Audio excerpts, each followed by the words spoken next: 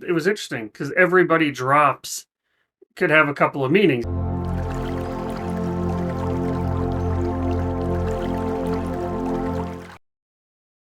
Welcome back to another Deep Dive with Derek. I'm your host, Derek. My friends call me D-Rock. Welcome. If you want to jump right into the good bits, timestamps are in the description below. You'll notice that I go through videos twice here. First is what I call a raw reaction, and it's just as if you sat me down and said, watch this video. And I watched it straight up. And I go through a second time with a lens for anything we can learn. I'm using lenses through like meaning and valued living. So meaningful living, tools that we can use, purpose, mindfulness, narratives, mindsets, resilience, basically everything that we can use to design and live a meaningful life, both appreciating the upside of life and getting through the dark side of life. I also don't monetize these videos, so if you want to support the channel, you can also find those links in the description. You can support me with micro donations on Patreon. You can buy me a beer. You don't have to, obviously. So let's get into Ren. We're checking out Everybody Drops today. Let's not waste any time. Let's check it out. I've been on a run for so long, I don't know where I'm going. Trying to find my way back to home, I don't show no signs of slowing. But we all must stop. Eventually everybody drops. Interesting. Yes, I was a pusher, a pusher. Yes, I was a pushy, pushing, pusher, pushing, pusher. I pushed myself hard till I couldn't push no farther. My father, he told me, son, you work too goddamn harder. But lager, it stopped me from thinking. Am I drinking, glass clinking, it was sinking. My ability to keep on linking to the rhythms of this world. I denied myself love and my self-loathing, it grows. I'm wishing for a pause, but my brain, it never slows. Oh. Every single fall we grow. Every time that we stumble, there's a lesson in the blow. But I'm learning so many lessons that I'm begging for them to all stop. I'm begging for peace and relief in my thoughts, cause my brain is about to pop. Ha! Is that a Green Day poster? Dookie. I don't know where I'm going. Trying to find my way back to home. I don't show no signs of slowing. But we all must stop. Eventually everybody drop. I never made top of the pops, cause my body went and stopped like the hands on a broken clock. Tick tock, quick shock, yes, you're made redundant. I swear I'm not crying, mom, I'm fine, I'm chopping onions. It's hard not to be bitter when your body, it doesn't work. When your brain just gives you pain to live through, fighting off the hurt. Fuck every virus dancing with the hemoglobin in my veins. Fuck every time a doctor looks at me with pity in his face. And fuck fate, if this is fate or work, fate, fuck you. How many lessons in this life must I live through?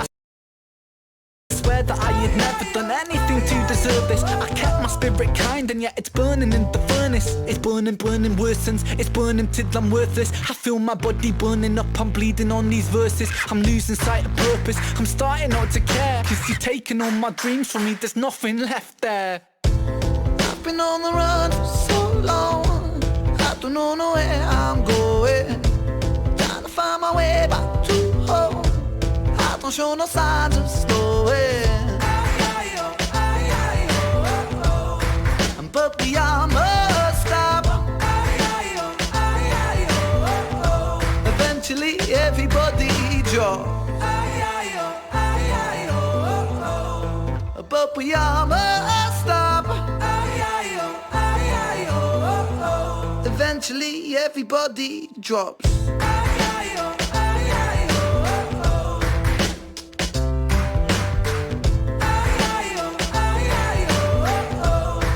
The animation. Sex Pistols, The Clash.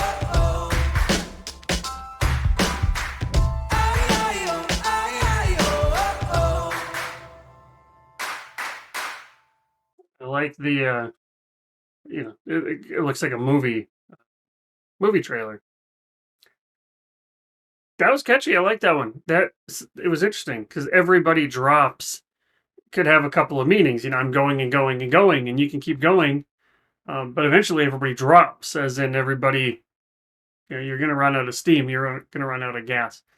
at some point, which is interesting because before I started, I didn't know what that meant. I thought drops, like everybody drops some, like, a song drops. So everybody drops their, whatever, their statement into the world, their gift, their content, or their voice. And then everybody drops. I got, like I was saying, it felt like everybody drops from exhaustion. And then I was thinking there could be even more of an existential mortality play there, which everybody dies eventually. Love the animation, love the beat, love the singing, chorus, all good stuff. So let's get back again and see if there's anything that we can learn. I've been on a run for so long, I don't know where I'm going. Trying to find my way back to home, I don't show no signs of slowing. But we all must stop. Eventually everybody drops. Yes. Yeah, so that's what I was saying. We all must stop. Everybody drops. So there could be a couple of meanings to that.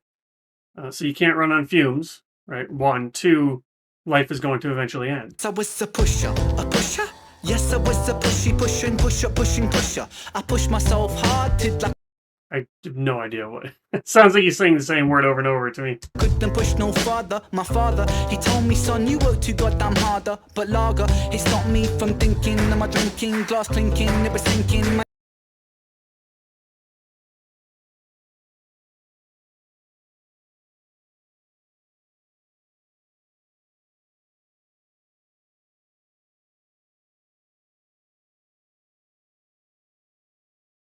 My ability to keep on linking to the rhythms of this world. I denied myself love and my self-loathing it grows. I'm wishing for repose, but my brain it never slows. Oh.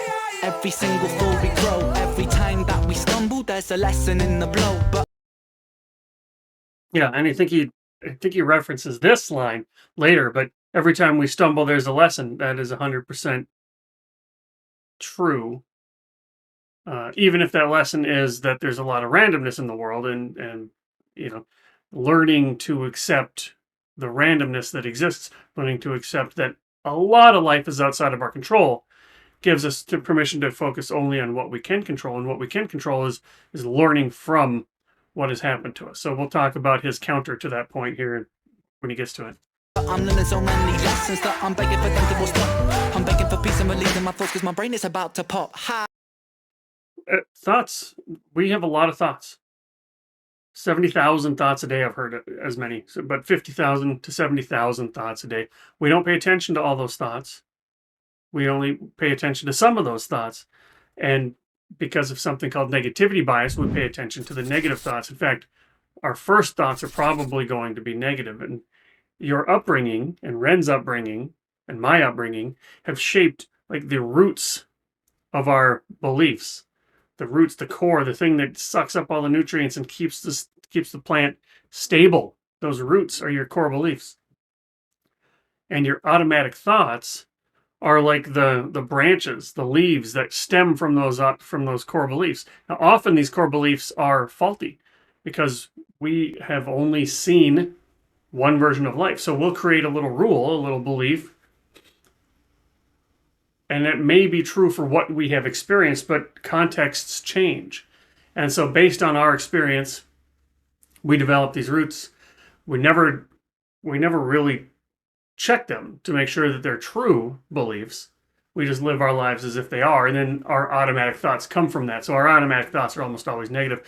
Now, with mindfulness meditation, you can learn to see those thoughts and then choose to pay attention to them or not, see if there's any information there or not. Much of your thoughts are completely random. Where we can fall into a trap is when we start to identify with our thoughts and we don't even feel like our thoughts are separate from us. We feel like our thoughts are us. So just remember, you have thoughts. You are not your thoughts, and you don't have to identify with those thoughts. I've been on the run for so long, I don't know where I'm going. Trying to find my way back to home. The detail in this animation is pretty incredible. It's like it's really granularly detailed. I don't show no signs of slowing, but we almost stop. Eventually everybody drop. I never made top of the pops, cause my body went and stopped like the hands on a broken clock. Tick tock, quick shock, yes, you're made redundant. I swear I'm not crying, mom, I'm fine, I'm chopping onions. It's hard not to. So there's a common belief that certainly, I mean, in some cultures, you're not supposed to cry. And then if you're a male, you're really not supposed to cry. And so, I'm not crying. I'm just chopping onions. I'm not crying. I just was watching a sad movie. I'm not crying. I just put Visine in my eyes or whatever. Yeah. So that societal belief is powerful. To be bitter when your body it doesn't work, when your brain just gives you pain to live through, fighting off the hurt. Fuck every virus dancing with the hemoglobin in my veins. Fuck every time a doctor looked at me with pity in his face, and fuck. Yeah, so we can talk about that. He doesn't like when the doctors look at him with pity. There's different ways you can relate to somebody in pain, and pity is like the first rung of the ladder, which is, oh, poor you. I feel sorry for you. Oh, it sucks to be you. So of course you're not gonna like pity. I wouldn't want a pitiful doctor, somebody who just offers pity. Or friends. I don't like pity people. Pity people who get stuck in pity.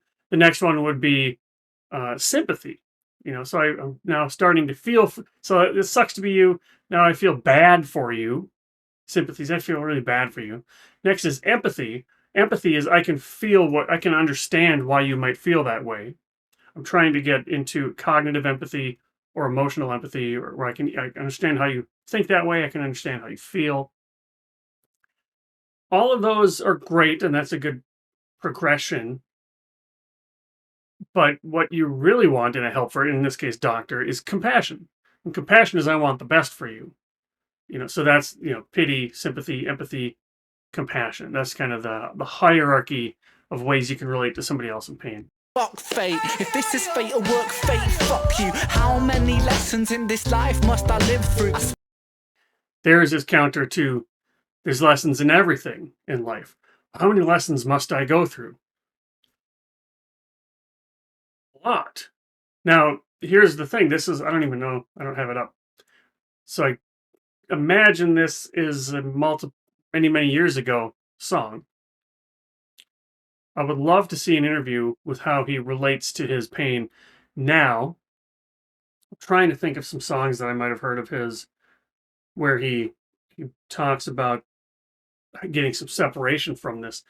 But when you're in the stuff, it can absolutely feel like, why me? What's going on? Why is this happening? Why do I have so many lessons?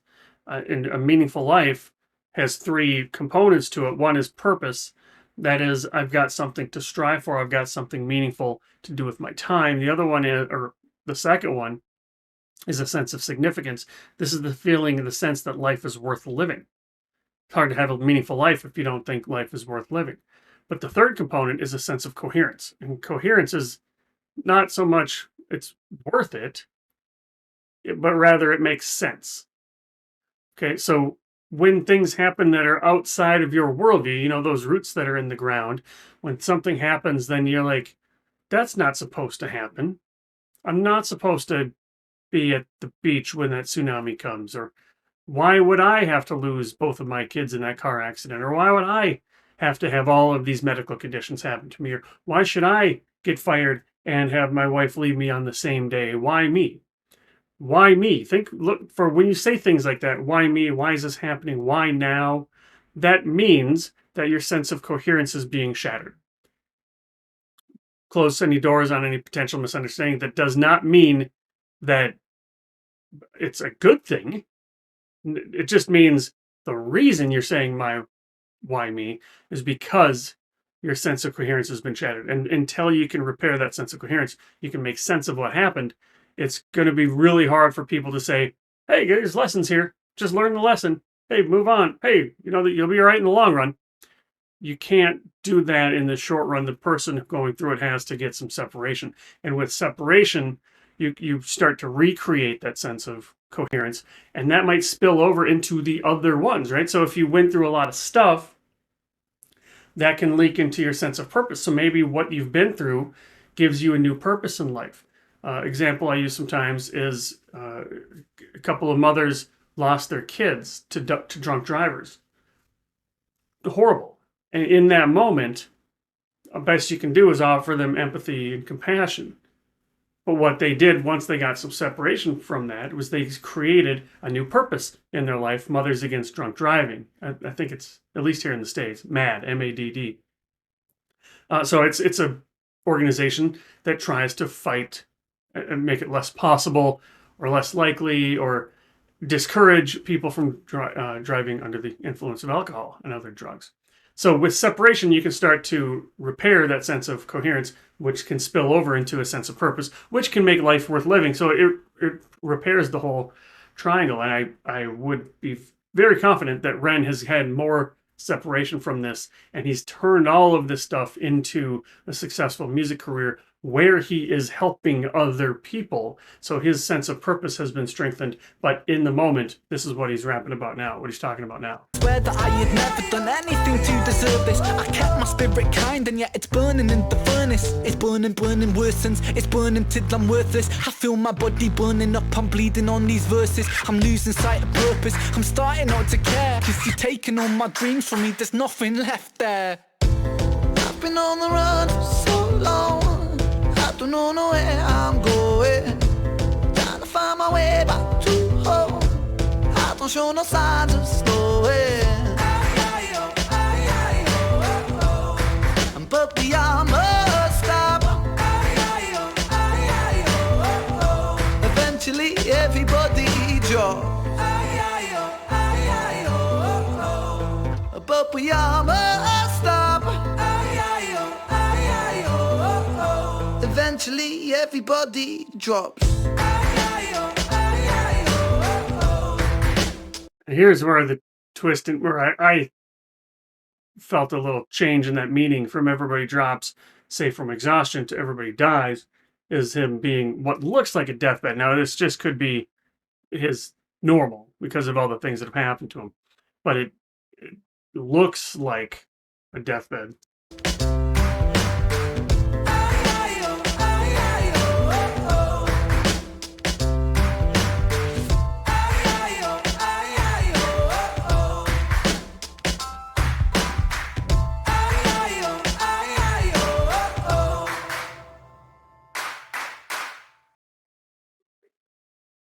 Good stuff. Love the animation. I love his lyrics. I love the singing. I love the songs. So what brought you here? What brought you to a Everybody Drops reaction? What does the song say to you? Let me know in the comments. Let me know what else I should check out. Is there anything that I haven't checked out yet that you think I should? Let me know in the comments. Give me a thumbs up if this is something you like. Otherwise, I look forward to continuing this Ren journey. Hey, D-Rock again. Thanks for watching. I hope you enjoy what I'm doing here. If this kind of thing is interesting to you, and especially if you like the bad drawings at the beginning, you might be interested in my weekly newsletter. It explores money's role in a meaningful life. So you can check that out at meaning.blog if you want. It takes this and it goes a lot deeper. So if you like that, check it out. Let me know what else I should be doing, what else I could be doing, and I'll see you here next time.